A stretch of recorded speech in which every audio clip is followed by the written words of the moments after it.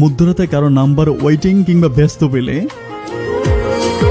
অথবা অনেকগুলো কল দিলে রিসিভ না করলে, কিংবা SMS করলে সাথে সাথে রিপ্লাই না পেলে, অথবা অকারণে আপনার সাথে একটু রাগান্বিত ভাষায় কথা বললে, ঠিক ওই মুহূর্তে আপনি কি ভাবেন বলেন তো?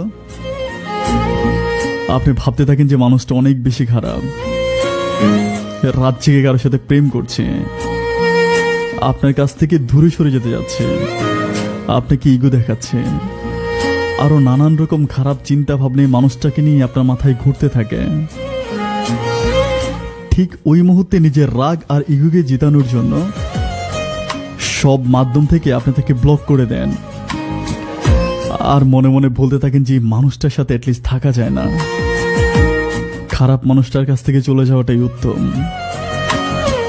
একটা সময় তার নাম্বারটা সেট লিস্টের এত নিচে পড়ে যায় যে নাম্বারটা খুঁজে পাওয়া যায় না, খুঁজে পেলেও ওই নাম্বারে কল দিতে ইচ্ছে হলো আপনি কল দেন না, মনে হয় যেন ভিতর থেকে কেউ একজন আপনাকে বাধা দিচ্ছে।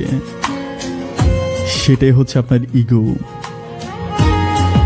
আপনি যদি এটা না করে সেদিন আপনার প্রিয় মানুষটাকে ভালোবাসা দিয়ে জিজ্ঞেস করতেন, কেন তুমি সেদিন ওয়েটিং এ ছিলে, কেন সেদিন রাত দুপুরে তুমি ব্যস্ত ছিলে, কেন এতগুলো কল দেওয়ার পরও তুমি আমার নাম্বারটা রিসিভ করনি, কেন কারণে আমার সাথে রাগান্বিত হয়ে কথা বলেছিলে, তবে এমন কিছু উত্তর আপনি তার কাছ থেকে পেতেন যেটা আপনি আজ পর্যন্ত ভাবতেই পারেননি।